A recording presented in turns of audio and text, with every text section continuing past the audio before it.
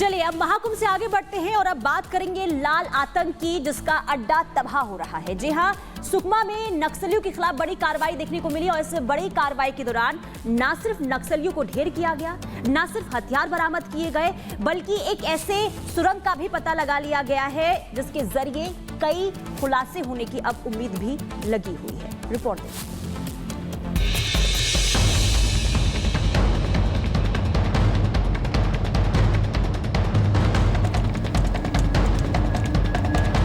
छत्तीसगढ़ को नक्सल मुक्त करने की मुहिम केंद्रीय सुरक्षा बल पूरी गंभीरता के साथ आगे बढ़ा रहे हैं। बस्तर से गढ़चिरौली तक सुरक्षा बलों की पूरी कोशिश है कि लाल आतंक का निशान इन जंगलों से पूरी तरह से मिटा दिया जाए। इस मुहिम में सुरक्षा बलों ने सुकमा में एक बड़ी कामयाबी पाई। इस कामयाबी की जड़ें इतनी गहरी हैं कि आप चौंक जाएंगे। आपको इस समझने में देर नहीं लगेगी कि आखिर नक्सली कैसे घात लगाकर जवानों को अपनी गोली का निशाना बनाते थे। सबसे पहले घात लगाकर जवानों पर हमला करने वाले उस रास्ते को देखिए जहां से नक्सली हमला करते हैं और तुरंत अपने बिल में छिप जाते थे। जब जवानों ने शुक्रवार को उसकी जड़ें खोदना शुरू की तो उन्हें और भी हैरान करने वाली चीजें दिखाई दी। सुरंग के अंदर लाल आतंक की छोटी सी फैक्ट्री नजर आई जहां हथियार बनाने की मशीन रखी थी।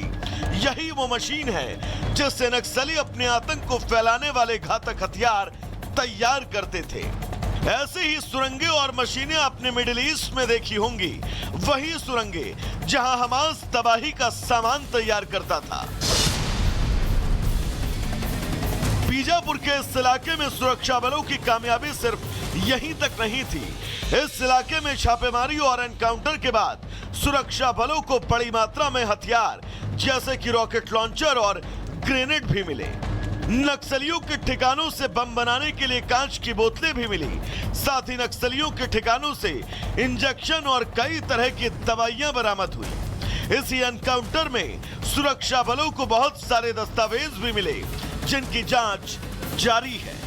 फिलहाल जवानों की पूरी कोशिश है कि वो नक्सलियों के और ठिकानों की तलाश कर उसे तबाह करें ताकि लाल आतंक इन जंगलों से पूरी तरह से खत्म हो जाए। Bureau report, Republic Bharat.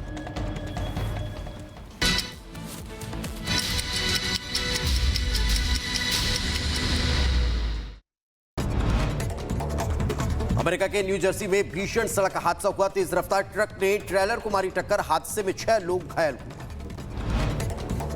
Los Angeles के बाद सबसे बड़े बैटरी स्टोरेज में लगी भीषण आग, 1700 लोगों को निकाला गया बाहर। आग बुझाने की कोशिश लगातार जारी। गाजा में युद्ध विराम समझौते पर इजरायली कैबिनेट की मुखर। 7 घंटे तक का चले सत्र में चर्चा हुई। 8 मंत्रियों ने मतदान किया और युद्ध विराम पर समझौता तय हुआ। युद्ध विराम के ऐलान के बावजूद गाजा में हमला जारी है। गाजा पट्टी में धुएं का गुबार उठता देखा गया। फ्रांस के राष्ट्रपति इमैनुअल मैक्रों ने लेबनान के राष्ट्रपति जोसेफ औन से मुलाकात की है। इजरायल युद्ध विराम को लेकर चर्चा की गई।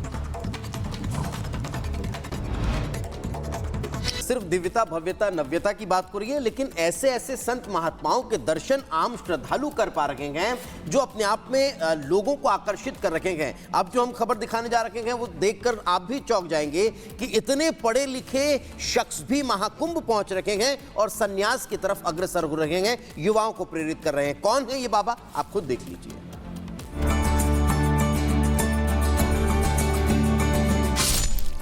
महाकुंभ में पहुंचे आईआईटी बाबा।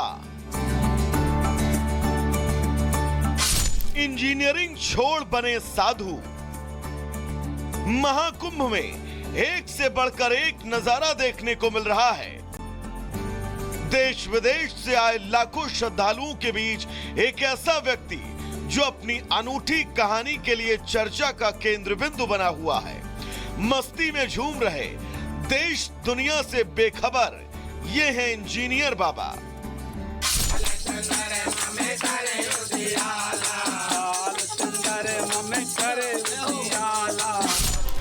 आईआईटी वाले बाबा अभय सिंह का एक डांस वीडियो वायरल हो रहा है। जिसमें वो जमकर झूमते दिखाई दे रहे हैं। भजन पर आश्रम में साधुओं संग नाच कर रहे हैं।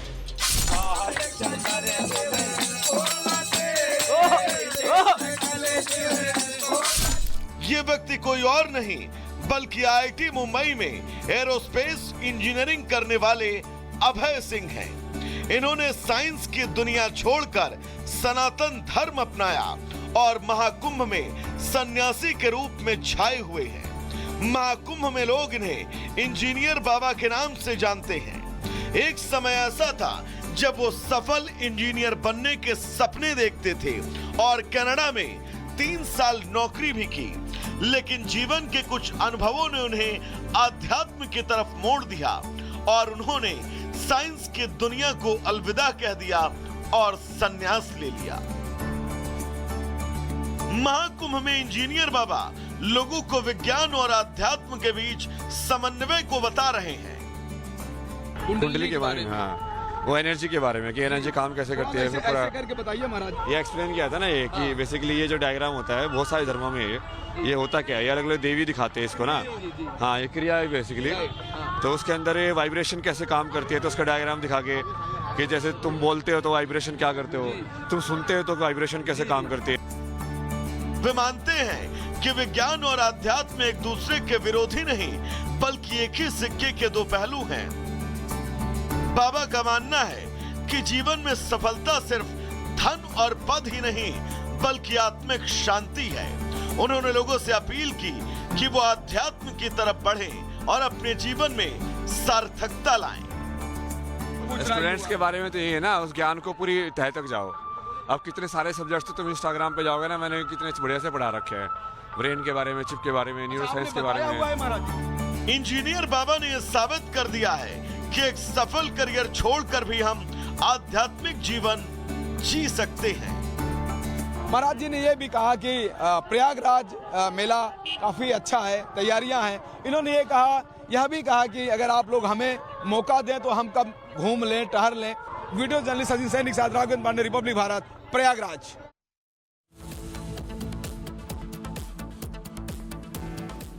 तो प्रयागराज में ऐसे